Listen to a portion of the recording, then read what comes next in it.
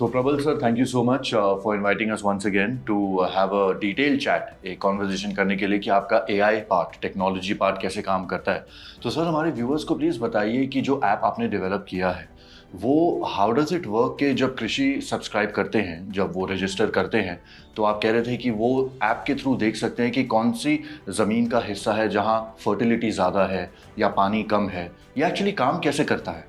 Actually जैसे मैंने आपको बताया था हमारा जो एप्लीकेशन है किसानों के लिए उसका नाम है किसान लेजर। और जो पर्टिकुलर क्वेश्चन आपने पूछा है कि हम किसानों को कैसे प्रिसीजन फार्मिंग में हेल्प करते हैं जी। इसके लिए हम satellite imaginary and monitoring system use करते हैं। ओके। तो ये किसानों के लिए बहुत सिंपल है। किसान को इसमें अपना नाम और अपना मोबाइल नंबर डालकर रजिस्टर करना पड़ता है। जब ये रजिस्टर करते हैं तो किसान को जो उनका खेत है या जो उनका फार्म है उसका जियो फेंसिंग करना पड़ता है। जियो फेंसिंग बहुत सिंपल है। आपको एप्लीकेशन खोलना है, एप्लीकेशन में नीचे सैटेलाइट पे जाना है और आपको अपने फार्म पे खड़ा होना है। जब आप अपने फार्म पे खड़े होते हैं तो आपको उसका जो बाउंड्री है वो मार्क करना है। अगर आप रिमोट जगह से करना चाहते हैं तो आपके पास उसके गूगल कोऑर्डिनेट होने चाहिए।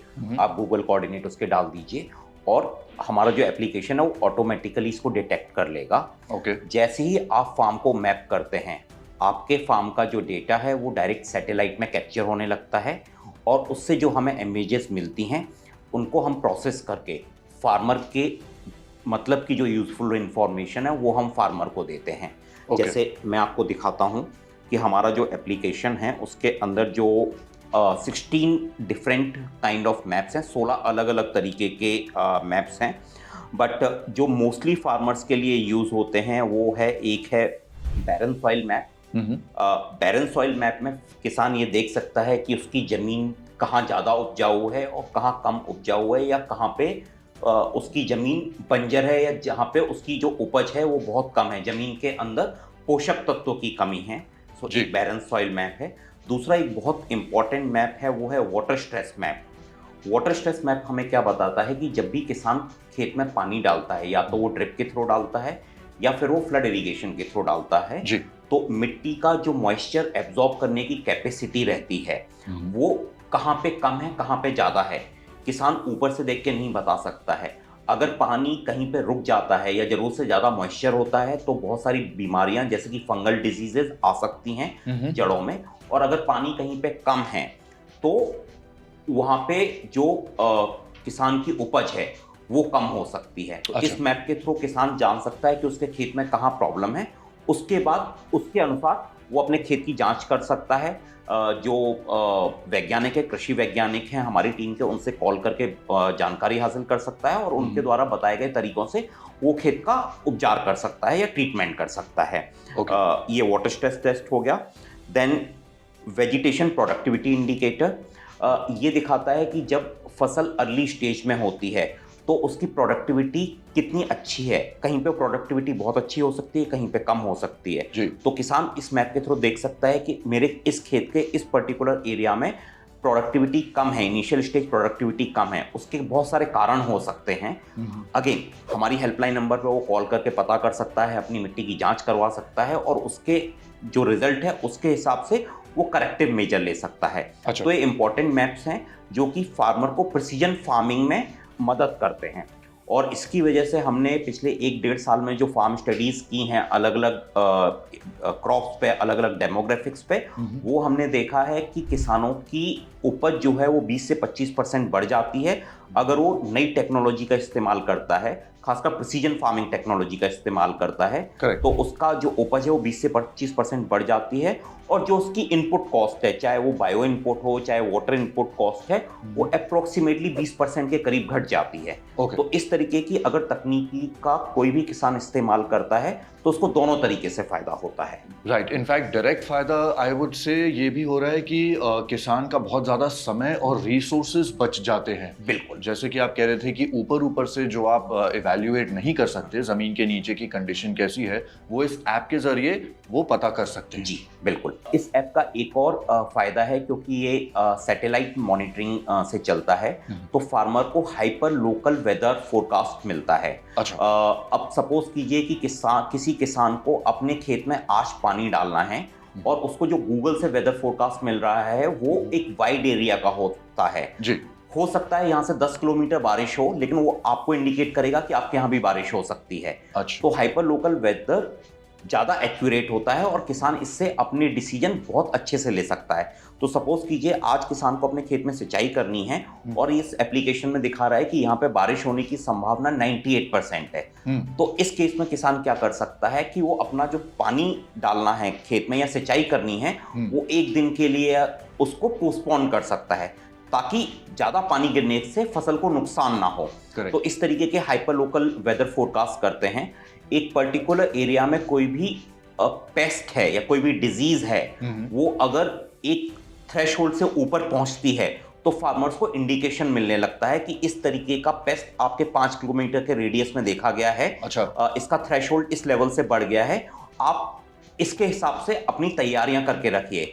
तो इस तरीके के जब इंडिकेशंस फार्मर को जल्दी मिलते हैं, एक्यूरेट मिलते हैं, तो फार्मर अपना डिसीजन ले सकता है बेटर क्रॉप मैनेजमेंट के लिए।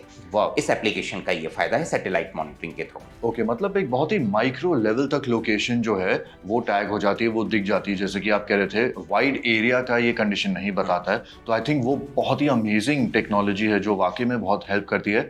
और क्रॉप्स को खराब होने से, सड़ने से या खाए जाने से भी आपका ऐप जो है वो एक नोटिफिकेशन, एक वार्निंग दे देता है कि ये आसपास इतनी रेडियस में पेस्ट्स हैं, तो अगर आपको जो भी करेक्टिव मेजर्स लेने हैं वो आप अभी ले सकते हैं। जी बिल्कुल।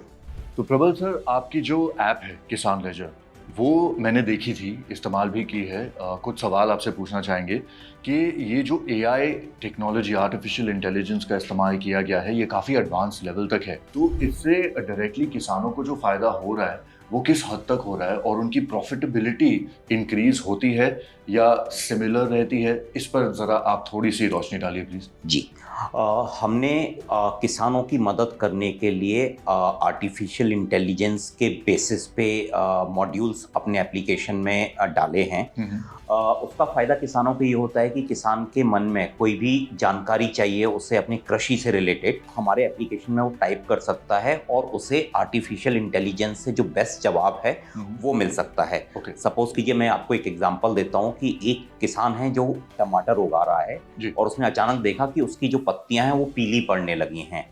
अब उसके बहुत सारे कारण हो सकते हैं। वो क्या कर सकता है कि हमारे एप्लीकेशन में वो सिंपली डाल सकता है कि मेरे टमाटर के पेड़ की पत्तियां पीली पड़ रही हैं, इसका उपचार बताइए। अच्छा। तो आर्टिफिशियल इंटेलिजेंस क्या करेगी, उसका कारण क्या है, पत्तियां पीली क्यों पड़ रही हैं, उसके क्या क्या कारण हो सकते हैं और उसका उपचार क्या हो सकता है। तो इससे क्या होता है कि ये एज अ गाइडेंस किसान के लिए काम करता है ताकि किसान एक वेल इन्फॉर्म डिसीजन ले सके और उसके बाद भी अगर उसको समझ में नहीं आता है तो वो हमारे एग्रोनॉमिस्ट से कॉल करके पूछ सकता है और हमारा एग्रोनॉमिस्ट उसको बता सकता है कि किस पर्टिकुलर सिचुएशन में उस किसान को क्या डिसीजन लेना चाहिए ताकि उसकी फसल अच्छी हो सके।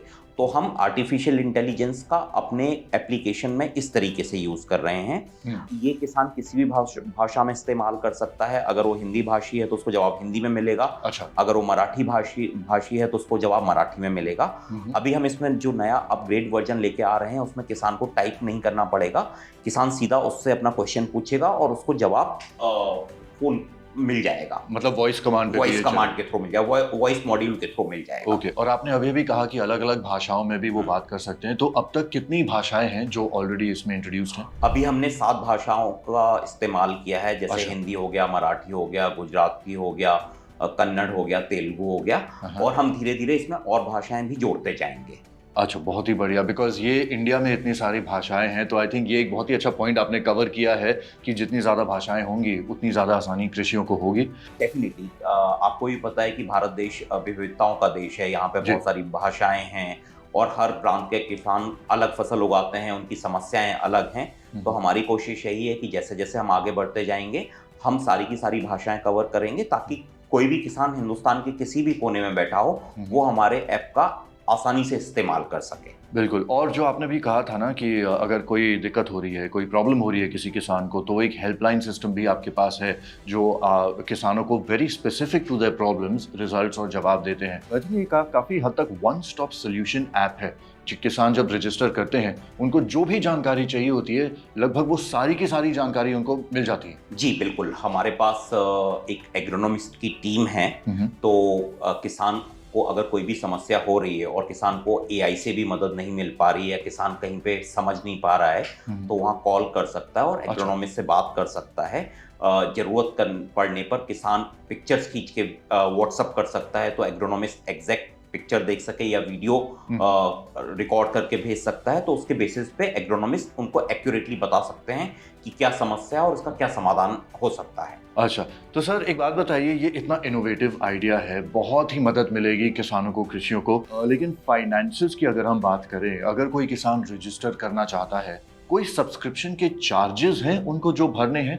एज अ कंपनी हमारा ये मानना है कि हमें किसानों तक ये तकनीकी फ्री में देनी चाहिए और हमें किसानों से पैसा नहीं लेना चाहिए। तो ये एप्लीकेशन किसानों के लिए एकदम फ्री है और इसका कोई भी चार्ज नहीं है, किसान को इसके लिए कोई भी पैसा नहीं देना पड़ता है। और हमने एक और चीज़ देखी है कि हमारा जो एप्लीकेशन है बहुत सारे मार्जिनल फार्मर्स इस्तेमाल करते हैं और हम नहीं चाहते हैं कि हम किसानों से किसी भी तरीके का पैसा लें। वाह, आई थिंक ये बहुत ही वाकई में नोबल कॉज बनता जा रहा है। तो आपने जो ये सेटअप किया है, आपने ऐप बनाई है, आपकी company organic ledger is doing a great job. And इसी नोट पर मैं एक्चुअली आपसे जानना चाहूँगा, हमारे व्यूअर्स भी जानना चाहेंगे कि ये आइडिया आपको आया कहाँ से, कैसे आपने शुरुआत की और आपकी जर्नी शुरुआत से लेकर के आज तक की है वो कैसी हुई है और आपकी ग्रोथ कैसी हुई है? जैसा आपको पता है कि मैं खुद एक फार्मर फैमिली से आता हूँ। मेरे फादर किसान थे, मेरे ग्रैंडफादर किसान थे। उसके बाद जब मैंने अपनी पढ़ाई कंप्लीट की और मैंने काफ़ी सालों तक जॉब की, लेकिन हमेशा मुझे लगता था कि मैं अपनी सोसाइटी के लिए कुछ करना चाहता हूँ। जिस कम्युनिटी से या जिस सोसाइटी से मैं आता हूँ, मैं उसको कुछ देना चाहता हूँ।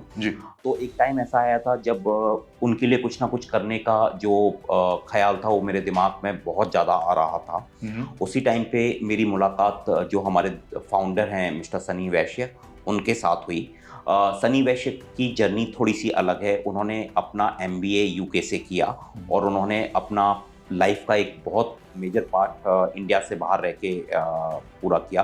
बट उनके दिमाग में भी ये था कि एक टाइम में वो वापस इंडिया आना चाहते हैं और इंडिया में कुछ करना चाहते हैं ताकि वो भी अपनी कंट्री, अपनी कम्युनिटी के लिए कुछ कर सकें। जब वो यहाँ पे वापस आए तो उन्होंने देखा कि जिस क्वालिटी का फूड उन्हें बाहर देश में मिलता था, एक ऑर्गेनिक फूड मिलता था, प्रीमियम क्वालिटी का फूड मिलता था, वो इंडिया में नहीं था। और इंडिया में फूड फ्रॉड्स बहुत ज़्यादा हो रहे थे। लेबलिंग कुछ और होती थी लेकिन अंदर कुछ और निकलता था। वो ऑर्गेनिक खाना चाहते थे, ऑर्गेनिक मार्केट में अवेलेबल भी था, लेकिन एक ट्रस्ट गैप था कि अगर मैं पैसे भी ज़्यादा दे रहा हूँ और अपने बच्चों के लिए, अपनी फैमिली के लिए कोई भी ऑर्गेनिक प्रोडक्ट खरीद रहा हूँ, तो क्या वो सच में ऑर्गेनिक है या नहीं है।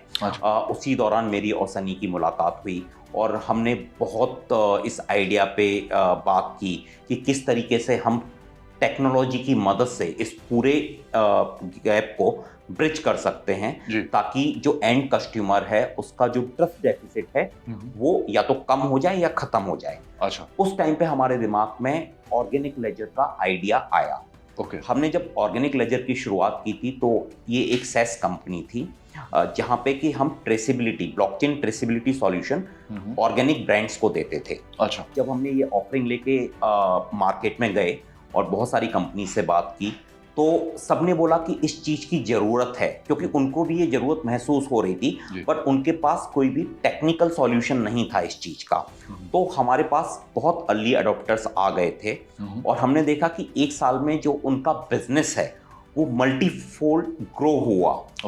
रिपीट कस्टमर्स आने लगे और रिपीट ऑर्डर्स आने लगे और उनका वर्ड ऑफ माउथ पब्लिसिटी होने लगा। बट फिर मैं और सनी एक बार फिर से बैठे और हमने बोला कि अगर हम ट्रेसिबिलिटी का जो सॉल्यूशन है वो कंप्लीट करना चाहते हैं तो ट्रेसिबिलिटी स्टार्ट होती है फार्म से। क्योंकि आप आज जो भी प्रोडक्ट कंज्यूम कर रहे हैं, चाहे वो फल हो, चाहे वो सब्जी हो, चाहे वो पैक प्रोडक्ट हो, ये उगता तो खेत में ही है। तो अगर आपको 100% ट्रेसिबिलिटी देनी है तो आपको फार्मर तक जाना होगा। उसके बाद हमने किसानों से बात करना शुरू की, अलग अलग इंडस्ट्री एक्सपर्ट से बात करना शुरू की और हमने ये रियलाइज किया कि एक बहुत बड़ा गैप है, राइट, जहां पे कि वो उत्पाद होता है, उस खेत में उत्पाद होता है, जब तक आपकी टेबल पे पहुंचता है जी।